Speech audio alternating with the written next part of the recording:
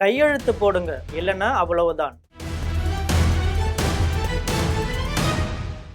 எடப்பாடியின் ரகசிய move, ஆடிப்போன CV. Shanmugam.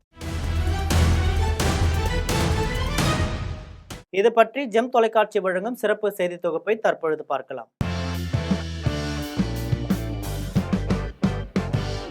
அதிமுகவில் நாளுக்கு நாள் உட்கட்சி பூசலும் அதிகார போட்டியும் புதிய உச்சத்தை எட்டி வருது. நாடாளுமன்றம் மற்றும் சட்டமன்ற தேர்தலுக்கு பிந்தைய அரசியல் சூழலில் கட்சியின் தலைமை மீதும் அதன் செயல்பாடுகள் மீதும் ரத்தங்கள் பலரும் கடுமையான அதிருப்தியில் இருப்பதாக தகவல்கள் வெளியாகி வருது.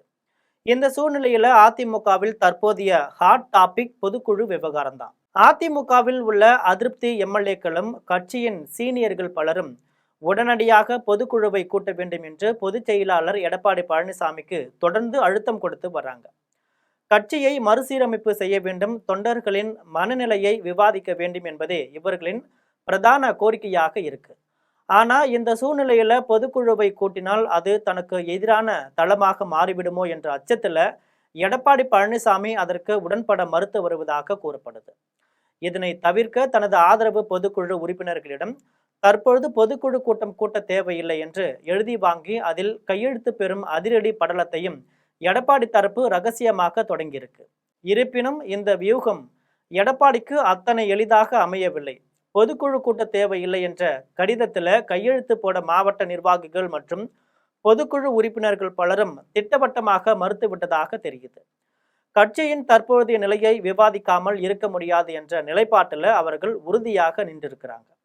மாவட்ட செயலாளர்கள் கூட்டத்தில் வெடித்த விவாதம், கையெழுத்து வாங்கும் படலம் தோல்வியடைந்ததை தொடர்ந்தே நிலைமையை சமாளிக்க நேற்று அவசரமாக மாவட்ட செயலாளர்கள் கூட்டத்தை கூட்டினாங்க எடப்பாடி பழனிசாமி. இந்த கூட்டத்தில் அதிமுகவின் உள்கட்சி அரசியல் மட்டுமின்றி தமிழகத்தில் புதிய அரசியல் சக்தியாக உருவெடுத்துள்ள தமிழக வெற்றி கழகம் குறித்தும் காரசாரமான விவாதங்கள் எழுந்திருக்கு. கூட்டத்தில் கலந்து கொண்ட எடப்பாடியின் விசுவாசமிக்க சில மாவட்ட செயலாளர்கள் அவரிடம் ஒரு புதிய அரசியல் வியூகத்தை முன்வைத்திருக்கிறாங்க. அவர்கள் பேசியது என்னன்னா, அண்ணே, கட்சியில் உங்களுக்குத்தான் இன்னமும் பெருவாரியான ஆதரவு இருக்குது. அப்படி இருக்கும்போது நாம் ஏன் பொதுக்குழுவை கூட்ட யோசிக்க வேண்டும்? தைரியமாக பொதுக்குழுவை கூட்டுங்கள். அங்கே நமது பலத்தை நிரூபித்து அதிருப்தியாளர்களின் முகத்தில் கரியை பூச வேண்டும். பொதுக்குழுவில் அவர்களுக்கு பெரும்பான்மை ஆதரவு இல்லை என்பதை நாம் பகிரங்கமாக அம்பலப்படுத்த வேண்டும் என்று பேசியிருக்கிறாங்க. தாவிகாவிற்கு வைக்கப்படும் செக். மேலும் இந்த விவகாரத்துல தமிழக வெற்றி கழகத்தின் பெயரையும் மாவட்ட செயலாளர்கள் எடுத்துள்ளனர்.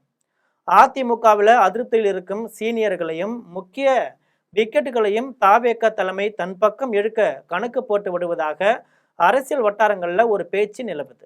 இதை சுட்டிக்காட்டிய மாவட்ட செயலாளர்கள் இங்குள்ள அதிருப்தியாளர்களை நம்பி அவர்களை தூண்டில் போட்டு இழுக்க காத்திருக்கும் தாவேக தலைமைக்கும் இதன் மூலம் நாம் ஒரு மரண செக் வைக்க முடியும்.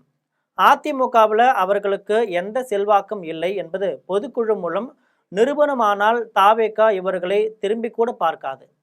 அதன் பிறகு தேர்தல் ஆணையத்திலோ அல்லது நீதிமன்றத்திலோ எந்த ஒரு சட்ட ரீதியான சிக்கல் வந்தாலும் பொதுக்குழுவின் ஆதரவை காட்டி நாம் எளிதாக வெல்ல முடியும் என்று எடப்பாடி பழனிசாமியிடம் அழுத்தி பேசியிருக்கிறாங்க.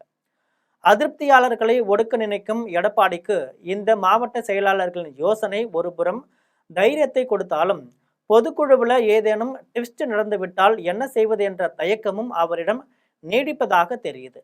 எது எப்படியோ அதிமுகவின் இந்த உள்குத்து அரசியல் தமிழகத்தின் அடுத்த கட்ட அரசியல் நகர்வுகளை தீர்மானிக்கும் முக்கிய காரணியாக மாறியிருக்கு என்பது மட்டும் நிதர்சனம். இது போன்ற செய்திகளை தெரிந்து கொள்ள தொடர்ந்து ஜெம் தொலைக்காட்சியுடன் இணைந்திருங்கள். நன்றி, வணக்கம்.